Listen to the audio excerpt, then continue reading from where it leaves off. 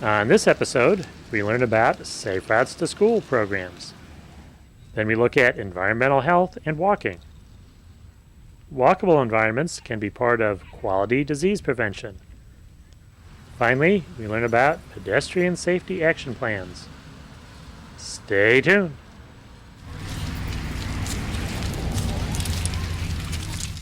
We're in San Rafael, California, talking with Deb Hubsmith, who's director of the Safe Routes to School National Partnership. What is the partnership? The Safe Routes to School National Partnership is a network of more than 300 nonprofit organizations, government agencies, and professional groups that are working to advance the Safe Routes to School national movement, to share best practices, to make the best use of the federal funding, and to get more funding so that we can create more projects throughout the United States. And how did Safe Routes to School get started here in California? Well, here in California, James Corliss, who is previously from the Surface Transportation Policy Project and originally was from England, knew of the efforts that they had done over at Sustrans and also the work that had been done in Denmark. And he decided that it was time to bring it to California. And because there's federal safety money that was allocated to each state, and it was flexible at the time under T21, we proposed that we take 1/3 of the federal safety funds and dedicate that to projects that are infrastructure related that would improve the route to school, because many children were getting injured on their way to school, and those federal safety funds shouldn't just go to highway projects. So we met with some resistance originally, but it was a bill that was very well received and endorsed by a wide variety of diverse organizations across the state. So we passed that bill back in 1999, and as a result, the state of California has given about $24.25 million for Safe Routes to School projects over the last 7 years. And what sort of things did that go towards? What was accomplished with that money? Well, a lot of those funds went towards sidewalk projects in order to get more kids to be able to walk to school safely. About 12% went to bike lane and pathway projects. A lot of the funding went toward intersection improvements because many students are having trouble crossing the streets, as you know, John, in order to be able to get to schools. And so we always had a work together with Caltrans to have an evaluation process that included the community as well. And so we encouraged support letters from school districts and nonprofit organizations, and ideally projects also included educational components. The state program allowed up to 10% of the funds to go to education. And at the national level, how did Safe Routes to School get started?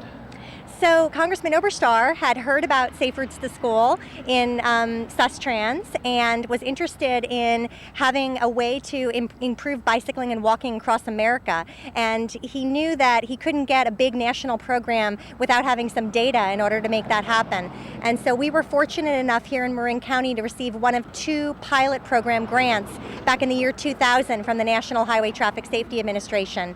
It was only for $50,000 here in Marin County, and Arlington, Massachusetts received another $50,000 through Walk Boston, and we did a comprehensive program for Safe Routes to School during that 2000-2001 school year, which was 7 years ago, incorporating the 5 E's for Safe Routes to School: engineering, evaluation, education, encouragement, and enforcement. We worked with 9 schools. We picked schools that had principals that were interested in helping us, where a PTA would be able to be involved, and locations where we would be able to do education in the classroom. And in the first 2 years, we increased the number of kids walking and biking from 21% to 38%. It was really a resounding success. Congressman Oberstar was able to take those numbers and say, we need a national program. Okay, you almost doubled the number of kids walking at those students. Pretty impressive. What was the congressman able to get at the national level then once the pilot program was successful? Well, back in 2003, Congressman Oberstar introduced the PACE bill, the Pedestrian and Cycling Equity Act for the 21st century. And that included Safe Routes to School, the Non-Motorized Transportation Pilot Program, both of which were adopted in Safety Lieu, as well as an Active Living by Design program, which unfortunately didn't make it that time around in the legislation. And he introduced that standalone legislation in order to get Republican and Democratic co-sponsors, which he did. And because that was so successful, he was able to roll the provisions of Safe Routes to School into the federal transportation bill, Safety Lieu. So in August of 2005, we ended up getting a bill that had $612 million for Safe Routes to School, so that state departments of transportation would be able to implement the program in all 50 states and the District of Columbia with a minimum of $1 million a year for 5 years, and funding to spend on infrastructure activities as well as non-infrastructure activities. I suppose each state's a little bit different, but how does a typical state go about allocating these safe routes funds so that they're well used?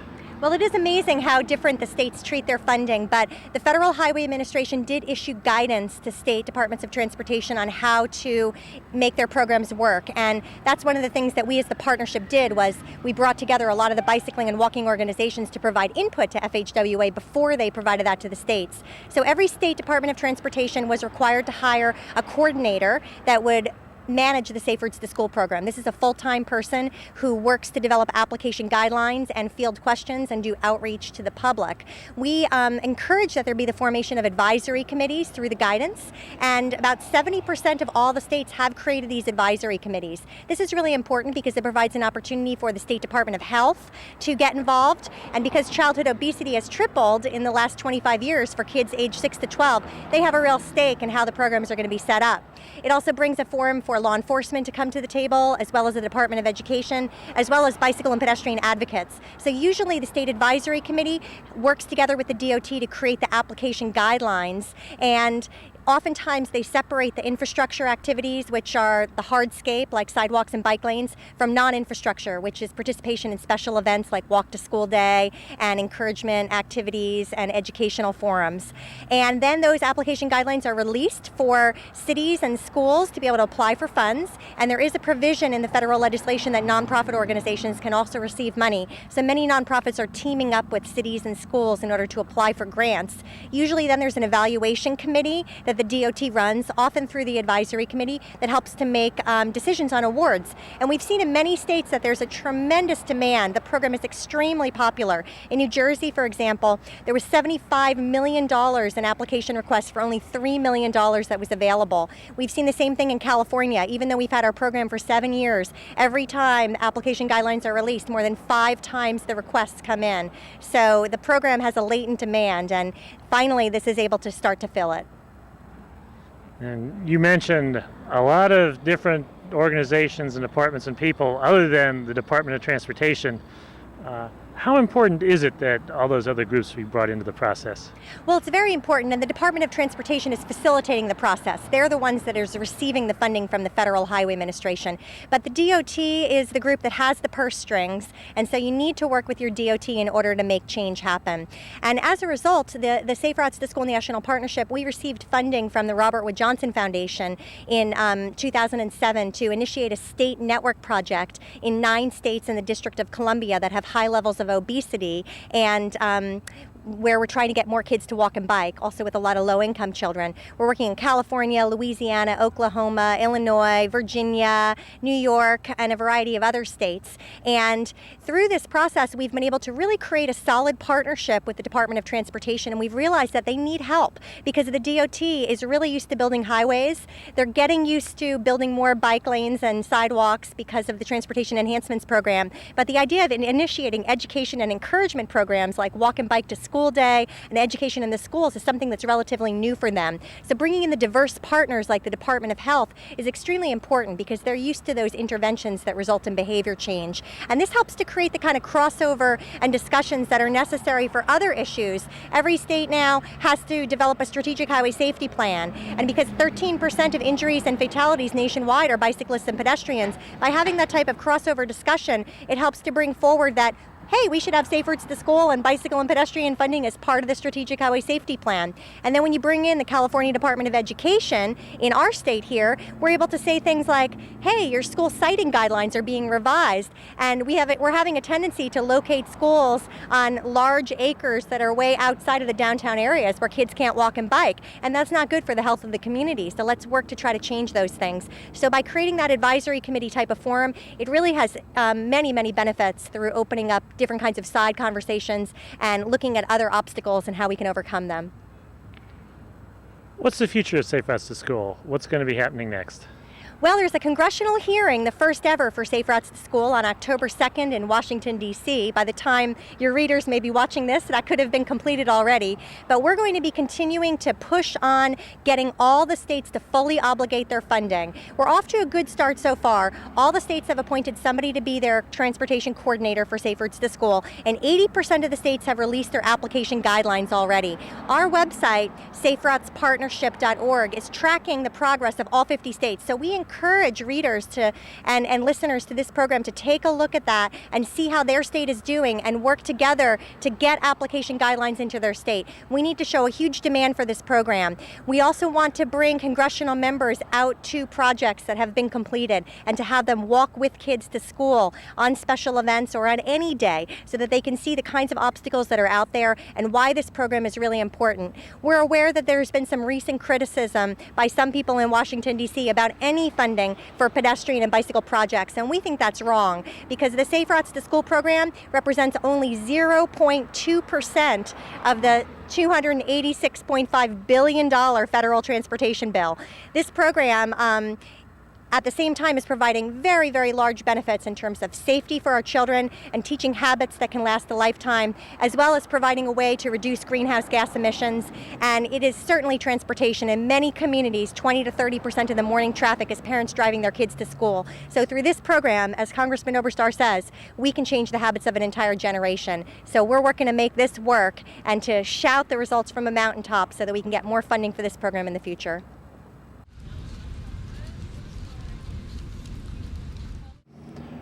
We're at the University of California, Berkeley, talking with Professor Richard Jackson. What in your background got you interested in walking and bicycling? You know, John, I'm a pediatrician. I have 3 sons, but I've been doing public health now for almost 30 years. My primary public health focus was environmental health. I started dealing with toxic substances and chemicals in the environment. Over time, began to realize that many of the air pollution problems that we were dealing with were really the fact that we were in cars all the time. And the water pollution problems we were dealing with was due to the fact we were paving over the landscape of the United States. And the chronic disease epidemics that we're looking at, obesity and lack of physical fitness, and mental health and depression, are in many ways related to the removal of physical activity from our lives. And particularly when you think about our children, we're creating neighborhoods that diminish a child's ability to have autonomy, to explore, to go about their exploring in their worlds. And in large part, I think it's because of the design and the building of our communities. We've designed and built communities for automobiles, not for human beings, and especially not for children, for the elderly, for the poor and the disabled. And we need to get back to creating communities that work for everyone. What do we know about the design of communities that makes one walkable or just not walkable? Well, it's pretty easy to figure out what's not a walkable community, and I bet every single one of your listeners has been traveling and stayed in a motel somewhere and asked, where can I get something to eat? And they say, oh, well, get in your car and drive across the street because there's a large boulevard or a road or something else, and you cannot possibly walk to any reasonable destinations. So we know things that don't work. We know that when a child, an 8-year-old boy or a 10-year-old girl, needs to get in a car to do absolutely everything in their lives, has to be taken to a friend's house, taken to a library, taken to school, and they can't explore and go about their own lives without being in a car. We know those communities are not working well for children. They're not working well for families. How do we know what communities work? You know, I think if you see people walking around, you see children, you see elderly, and they're socializing and they feel comfortable. And in fact, we are more comfortable in places with lots of people than we are in places with very few people. And who of us are just thinking about communities and safety? When you see a police officer bicycling by, you almost always say hello or smile at him or something else. When they're in that tinted glass squad car, no one makes eye contact with them. And it really is a matter of creating communities that make us feel at home. And we human beings knew how to do this. We did it well for literally thousands of years. And somehow in 1925 or 1930, when we got cars, we forgot all about it. And you mentioned a number of health problems such as obesity. How bad is the epidemic of obesity? The obesity epidemic is fearsome, actually. We're up to about 2/3 of Americans are now overweight or obese. And this is a dramatic increase. We've gained, on average, Americans 1 pound every year since about 1978. A lot of it's due to diet, but a lot of it is due to just the removal of incidental exercise in our lives, the walk to the store, the other kinds of light work that we do in our lives. So I think the obesity epidemic is fearsome. We're now looking at perhaps 1/3 of children today being diabetic in their lifetime with the high prevalence of obesity. When I was a young pediatrician, we talked about when kids had diabetes, it was usually juvenile diabetes, and we talked about adult onset diabetes. We don't even call it adult onset anymore because about 1/3 of the kids have obesity-related diabetes. We're seeing big changes in the vitality of our kids. In California, 75% of the children in California cannot walk a 12-minute mile. Imagine. And that in part is the fact that we've basically removed the ability of kids to walk and bike to school. It's not just the removal of PE, from physical education, from our schools. It is, again, the incidental autonomous exercise that needs to be in every human being's life. Are public officials waking up to this, this looming Armageddon? I give talks I gave a talk in Los Angeles about 3 months ago, and there were about 200 people in the room. Half of them were planning directors and half of them were public health leaders from across that big city, 10 million or so people.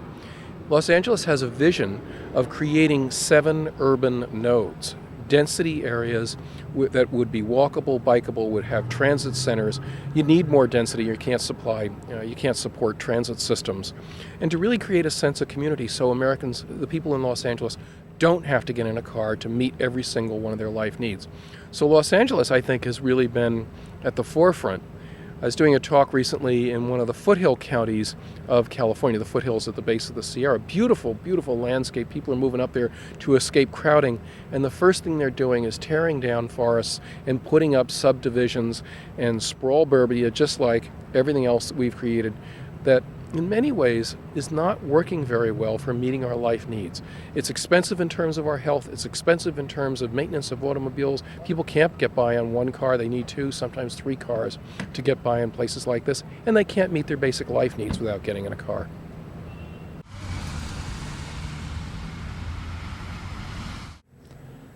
We're in Oakland, California, talking with Larry Cohen of Prevention Institute. What is the Institute?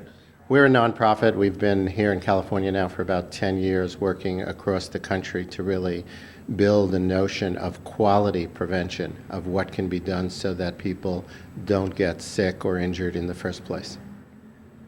And by quality, what does that mean that's different than what would have been done before? Well, a lot of people really, when they think about health, they actually think about health care. They think about medical services. They don't really look back. And then a lot of people, if they do look back and say, what does prevention mean? The first thing that comes to mind tends to be education. People think about health fairs. They think about brochures. They say, well, if we just tell people what to do, either they'll get it right, or if they don't, it's their own fault. But really, if we want people not to get sick, if we want people not to get injured, it's a question of really looking not just at the individual, but at the environment, which really cues a lot of our behaviors, and saying, how do we create environments that make it easy for people to stay healthy?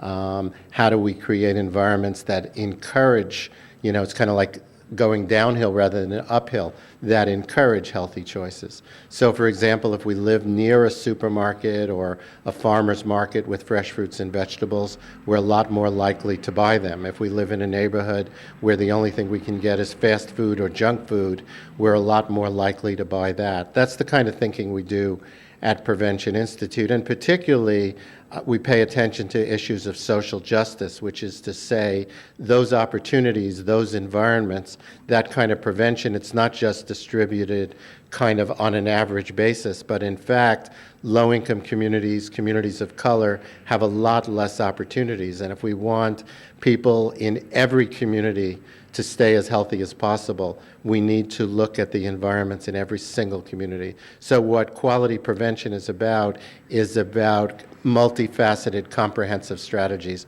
not just about education. Where would walking fit into your mission? Walking fits in beautifully. Walking is probably the most natural thing that we can and should do, and we know that walking is key to a lot of the chronic diseases that we're facing right now. Recommendations vary, but generally they say kids should be active, kids should be playing at least an hour a day. Adults, the minimum that's recommended is a half hour 5 times a week. And, in my mind, walking is probably the best example of that. And if we live in communities with good public transportation, if we live in communities where it's safe to go outside, if we live in communities where the ambiance is such that it's a joy to be outside, we're going to walk more. If the streets are designed for walking, we're going to walk more. Right now we're doing a lot of work on prevention of chronic disease, of stroke, diabetes, heart disease. We all know across the countries how diabetes rates are going way up, and people often, probably the first thing that comes to mind related to those is what people are eating, and that's clearly a concern. But the other half of the equation is how much people are being active. And given how busy people are, the best way for people to be active is in the course of their regular life, not necessarily having to set time aside to go to a gym. But I own a dog, and I love walking with my dog every day, and that, I think, she keeps me healthy. I owe a debt to her. And when I'm in an environment where it's easy to walk, when I go not too far from here to a park where I can let her off leash and she can run and I can try and keep up with her, I think my life's a lot healthier, and not just in terms of kind of chronic disease, but in terms of stress as well. When you go about trying to promote walking or promote an environment that would encourage walking, where do you get started? It's so interesting because it should be so easy and so obvious, yet people in the health field, as I said earlier, tend to think about health as health care, what happens after someone gets sick.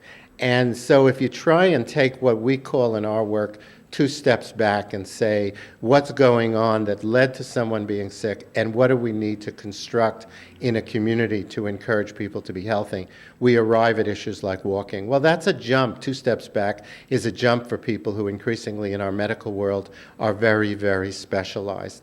And so we have to encourage people to take those jumps. What's interesting, and this is really a core part of our work, is that we have to encourage people to think and to work in ways that cut across new disciplines. So when we're talking about walking, for example, we need health people, we need planners, we need transportation people to start to communicate with one another. We need people, because health right now is $1 out of $6 of our gross domestic product in this country, and still continuing to grow. Our healthcare expenditures in this country, despite the fact that there's 25% of the people who have no health coverage whatsoever, are double the second highest of any country in the world, and yet we have a healthcare system that's crumbling. So we have to take these steps back. We got to get people to think in this new and very, very different kind of way. And that means saying to the transportation engineer, wait a minute, the decisions you make, those decisions have an impact on health, and that's important. That's something you need to pay attention to. And their bosses, whether it be the governor or I hope our next president, are those bosses saying to them, no, wait a minute, health has to be part of everybody's job. Not health care, but health has to be a part of everybody's job. So when we're designing roads, and believe me, we're spending billions on roads, we need to, in every single case, pay attention to completing the streets. We do not design roads without good encouraging places for pedestrians. We do not design roads without places for bicyclists. And of course, we do not design roads without those places being attractive. So my definition of what I call completing the streets includes trees, includes cafes, includes places for people to stop, where it's a joy to see your friends, where it's a joy to kind of spend time out there, and ultimately includes better public transportation so that it's easy to walk, because walking means taking care of one another, and walking means being able to do your daily activities. Now, most health people would never be talking about this issue because, as I say, they're involved in their specific specialty. How do we prevent cancer? Well, frankly, the way we prevent cancer is by paying attention to issues like completing the streets and reminding the transportation people and the zoning people and the planning people that that's an important part of their work.